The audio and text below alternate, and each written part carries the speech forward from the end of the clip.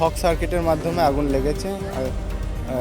কাল সন্ধে 6টা নাগাদ আগুন লেগেছে এবং গ্রামবাসী আমরা সবাই খুব তাড়াতাড়ি তড়িঘড়ি লাগি যাতে আগুন নেভানো যায়, কিন্তু আমরা অনেক চেষ্টা করার পরেও আগুন নেভাতে পারিনি। পুরো বাড়িটাই জ্বলে গেছে এবং বাড়ির ভিতরে যেসব আসবাবপত্র ছিল, খাট, ড্রেসিং টেবিল, আলমারি, টাকা পয়সা যেগুলো ছিল আমরা কিছুই বের করতে পারিনি, সবই প্রায় নষ্ট হয়ে গেছে। এবং মাটির বাড়ি তো জল দেওয়ার কারণে বাড়িটির মাটি একদম গলে গেছে। ভাবা যাচ্ছে যে কোনো কারণে যে কোনো সময়ে বাড়িটি পড়ে যেতে পারে। কিসের কারণে পড়ে যাবে? এই জল দেওয়া হয়েছে, এরপর নেভানোর জন্য জলটা তো দেওয়া হয়েছে, সেই হিসাবে মাটির বাড়ি তো জল অনেকটা, একদম কাদা হয়ে গেছে। হ্যাঁ জল কাদা হয়ে গেছে, মাটি নষ্ট হয়ে গেছে। এই পরিবেশটা তো একেবারে সর্বশান্ত হয়ে গেল। হ্যাঁ পরিবার, সব কিছু দেখলাম শেষ। হ্যাঁ পরিবারটি সর্বশান্ত হয়েছে। পরিবারের যারাই থাকে, দুজন লেবার শ্রেণীর, ওরা কাজ করে, চাষের লেবার। আর এরপর থেকে তারা কিভাবে উঠবে আমরা বুঝতে পারছি না। পাড়া প্রতিবেশী সবাই সহযোগিতা করেছি, কিন্তু আগুনটা এতটাই তীব্র ছিল যে আমরা সেখানে যেয়ে পৌঁছাতে পারিনি। যতটা পেরেছি পৌঁছেছি এবং দেখা যাক প্রশাসন, আমাদের সরকার কতটা এই পরিবারটির পাশে দাঁড়ায় এবং কতটি সহযোগিতা করে। ক্ষতি সব পুড়ে গেছে, সবই নষ্ট হয়ে গেছে, কিছু নেই। অর্থাৎ বাড়িতে কিছুই নেই, সব কিছুই নেই, সব নষ্ট হয়ে গেছে, পুড়ে গেছে, সবই পুড়ে গেছে। এবার কীভাবে মানে ঘুরে দাঁড়াবে, কী করে না?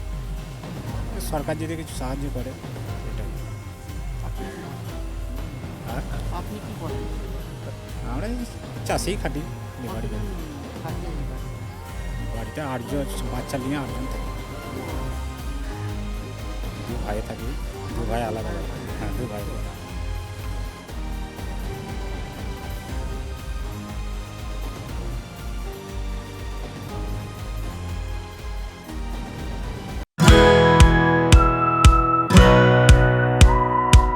খাই খাই করো কেন এসো বসো আহারে, খাওয়ার আজব খাওয়া ভোজ কয় যাহারে।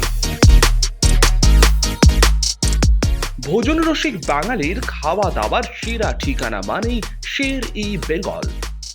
Indian, Chinese, south Indian, continental ডিশের হরেক রকম সম্ভার এখন একই ছাদের তলায়। এছাড়াও রয়েছে শের ই বেঙ্গলের স্পেশাল কিছু আইটেম যা একবার মুখে দিলেই ভোলার নয়। ঘরোয়া পরিবেশে হোটেলের আতিথেয়তা আপনাকে মুগ্ধ করবে। রেস্তোরাঁর পাশাপাশি রয়েছে থাকার সুবন্দোবস্ত, সিঙ্গেল বেড থেকে ডাবল বেড, ট্রিপল বেড এবং ডিলাক্স এসি রুম। পাচ্ছেন 24 ঘন্টা পানীয় জল ও বিদ্যুৎ পরিষেবা, রয়েছে লকার, পার্কিং এর সুবন্দোবস্ত।